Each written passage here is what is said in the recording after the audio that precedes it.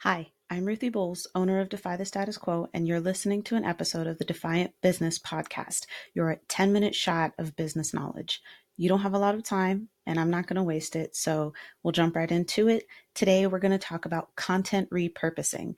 So I was taking a look at Gary Vaynerchuck's 86 slide playbook on content repurposing. It was about how his team takes a piece of content, a big piece of content that he's created, and they repurpose it into a bunch of other types of content.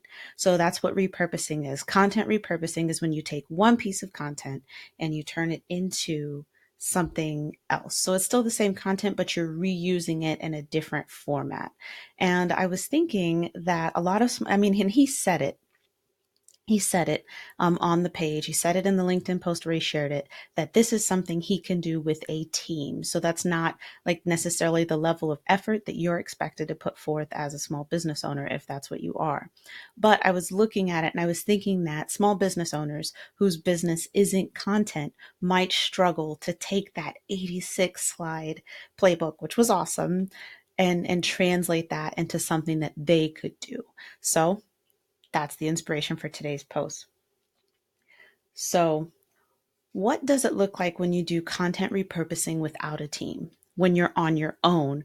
Or maybe or maybe you have a virtual assistant or one or two junior employees who could potentially take some of these tasks on. Either way, it's either you or a small team. That's what we're looking at. And I can tell you this because that's my experience. It's me and my virtual assistant, basically.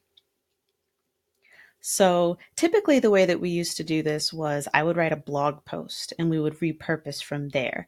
But Christoph Trapp, I'm connected with him on LinkedIn and Twitter. He had tweeted about podcasting and how he would use it. And we were kind of going back and forth, and he was telling me how he would use it to kind of brainstorm ideas for later blog posts and kind of talk things out and sort them out. And I thought that was a fabulous idea. Not to mention, it can be easier to record audio or record a video than it is for people to write something down. And so that was kind of another nudge I got in the direction of doing a podcast. So we're going to start this from the same point. Let's say you record audio or you record a video. Now, it's not to say you have to publish the audio or video, but if you know, hey, I can record 5 minutes of myself talking and then get a transcript of that later and turn that into a blog post, then you're more likely to commit to that few minutes of talking. So it kind of lowers the level of effort required, and you're more likely to get these important marketing tasks done. So let's say you record a piece of audio, you record a video, whether you publish it publicly or not, and you take that audio and video and you turn it into a transcript. So I use a program called Designrr, which I super love. I'll include a link in the show notes, but we use that to make our transcripts. And my virtual assistant will go through the transcript and clean it up and kind of, remove sections that don't need to be there and things like that. So that saves me a ton of time because I don't have to do that part. She'll do that part. And then what the next step is okay, now we're going to decide to let's create a blog post. So you're taking the audio or video and turning that into a blog post. Again, whether you share the audio or video publicly or not, although that would be great because that's another piece of content that you can share around. So we've cleaned up the transcript and now it's ready for me to go back in and add additional content as necessary to make it a really good blog post. So for me, I publish my audio and videos. So I want to add that extra content so that way when readers go to the blog and they see this post, they're not just getting the same thing that they could have gotten for listening or watching. Although it's important to note that there are many people who prefer to read because they can read faster as opposed to watching or listening. I'm actually one of those people, unless I've got a different task going on and I don't have time to listen at all. So now you've cleaned it up, you've added content, either you or in my case, my VA will go through and we'll decide, okay, where do we want to add pictures and that sort of thing. And then your next phase, now you've got your blog post, it's ready to go.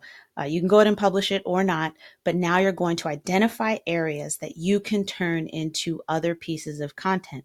Micro content is what Gary Vee called it, and it's a perfect phrase for it. So what we typically do is either myself or Sylvia, my VA, will go through and highlight very thought-provoking sentences, statistics that we used in the post, um, anything just like that, and we'll highlight those sections, right? And what we'll do next is we will turn those into images. So they're quote images basically. And so that might be a quote image over a background with nature. It might just be white and we've got like a gold trim. That's one of the ones you've probably seen if you follow me on other social media channels.